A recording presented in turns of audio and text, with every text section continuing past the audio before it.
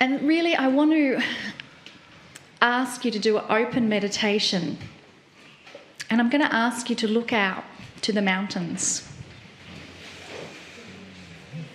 And as you look, I want you to open your heart even further to connect with the energy of the mountains.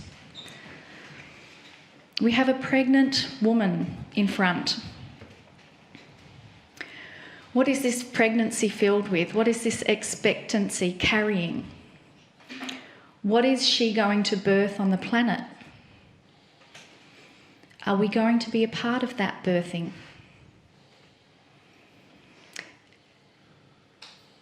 Allow your heart to connect with that energy. Allow yourself to be part of that birthing process. Because the birthing process is the new energy coming onto the grids. And that new energy on the grids is allowing you to connect with Gaia in a deeper, more profound way. It is why the ancestors and elders would say it's going to rain in 2 days, or the fish are going to be in a certain bay. They had communication. It was innate ability.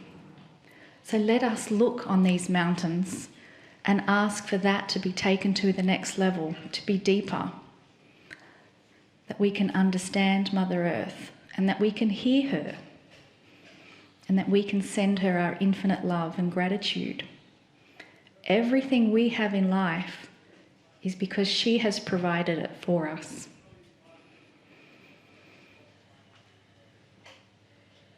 And so we give infinite thanks for this deep, deep connection that communicates both ways.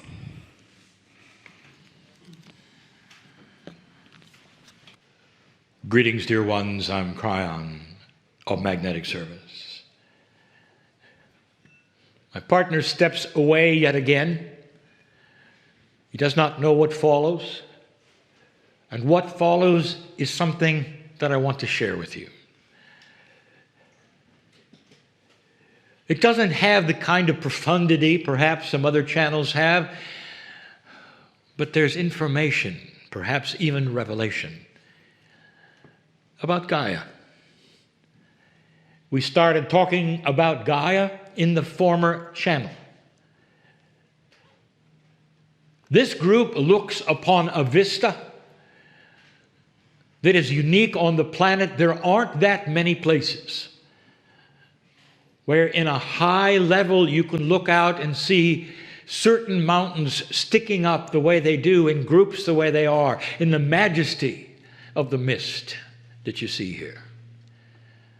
And there are some of you already have discovered that all you want to do is stare at them, like they have something to say, and you keep waiting for what they might. There are those of you who are staring at them and they are saying something.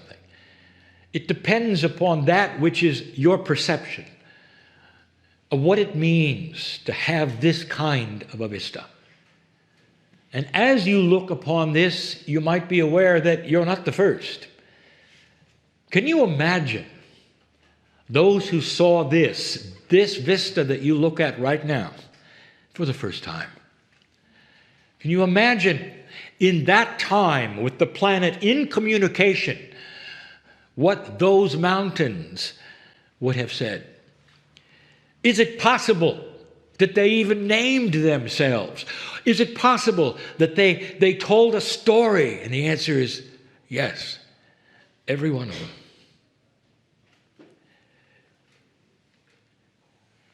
My partner was going to tell you about Makua, and I will. It's a story that has not been told, not this way. Of the pure Hawaiian lineage of the Lemurian, Makua was a master. A modern man who'd been in war and yet a shaman. This shaman realized that his bloodline was diminishing. He also realized that the verbal pass down of the history, of the stories, of the lineage was limited. in that there would come a time when there was no one who would listen. There was no young warrior or young indigenous or young anything that would be of the bloodline that they could pass it on to. Where they could pass it on, and they could pass it on as it had been done for generations. It was going away. And that is when he found my partner. Now, although my partner will admit this, what he had found was Kryon. For this gentleman, for 3 years, sat and listened to Kryon in meetings before he would ever come up to my partner and introduce himself. For he wanted to hear what Kryon had to say about their land. And then it happened that he took my partner out to the volcano's edge on the island that he lived in, which is called the Big Island, the one that is active with the energy of Pele. And he said to my partner, "This is the lookout where the tourists go, but I want to take you to the one where you should be in." And he walked over to a specific area and he said, "This is the male area. This is where you should stand to look out." And he pointed to the edge and he said, "This is where the Lemurian canoes were buried." My partner will always remember that phrase, and it was a metaphor that said, they landed here. My partner carries this in his heart as he thinks about this master, his mentor. And then my partner, in all of his ignorance, said to Makua, "Makua, why do the men have to stand on this cliff and the women have to stand on another? What about the equality? Why cannot they stand together in one place?" His American bias was showing. And as though my partner were a child, Makua said to him, as simply as he could, "Because this is the male section of the land. It has nothing to do with your gender." The male section of the land. And my partner then asked him, "You mean that Gaia, Earth, has gender?" And what Makua said, he said, "No, it has something similar. It has balance." And that then transmits to gender for you. A place for the men to stand, a place for the women to stand.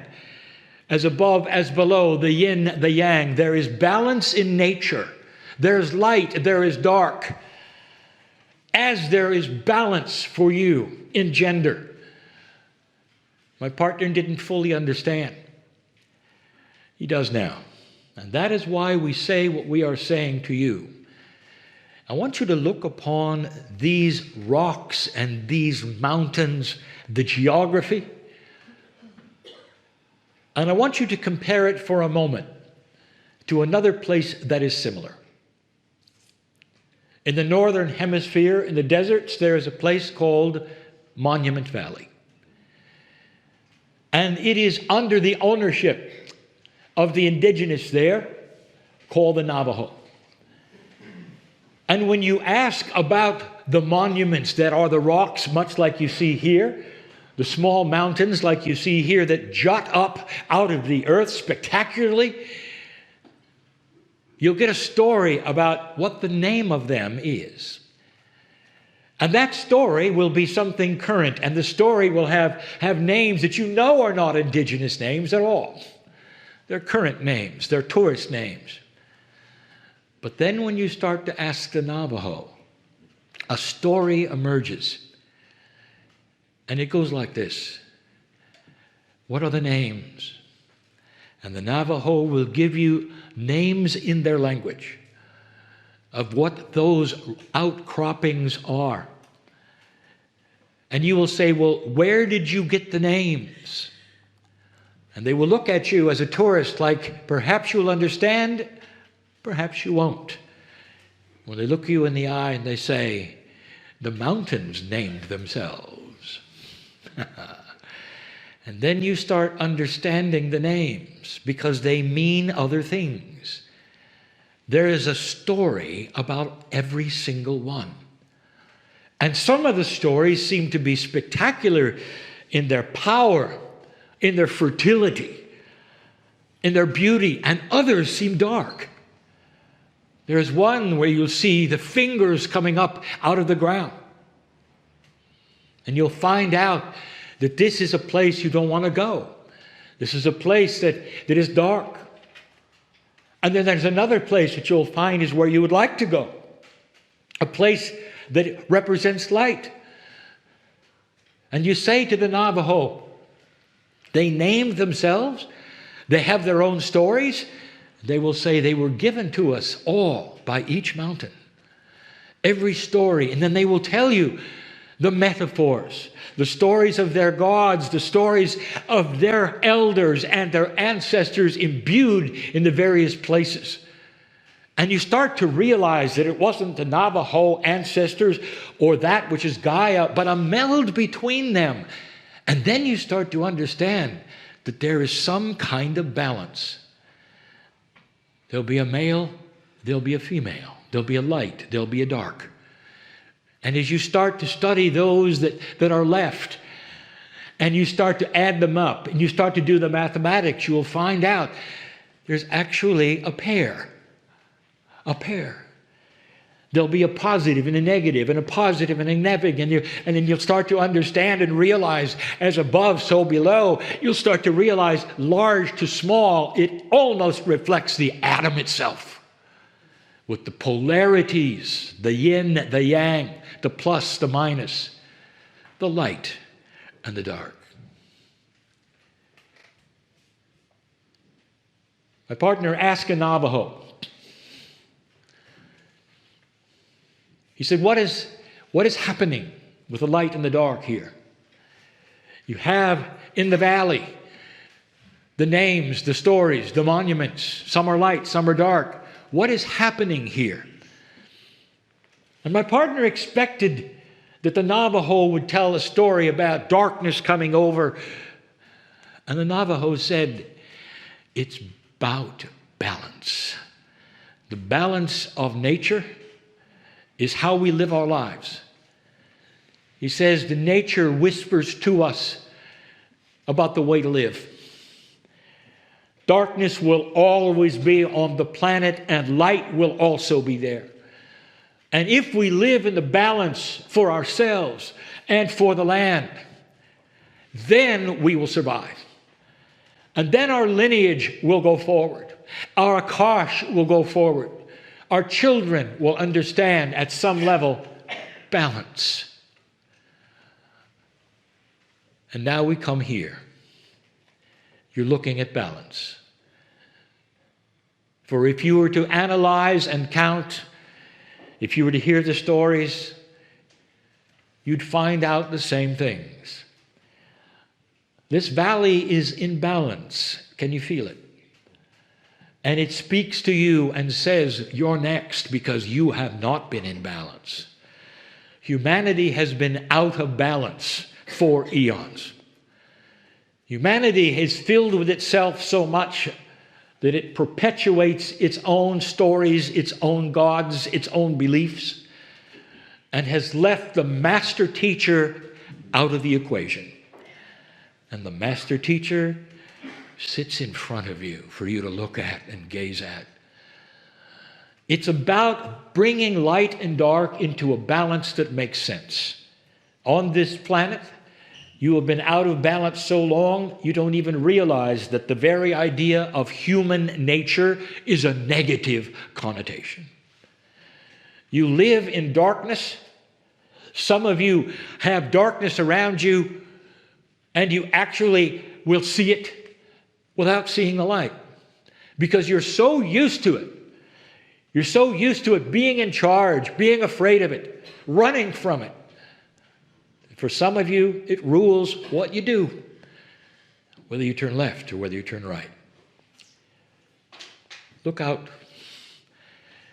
Feel the serenity And know that this balance that you see, that you feel, that you want to hear from each one of these mountains, is it speaking to you saying, this is your future.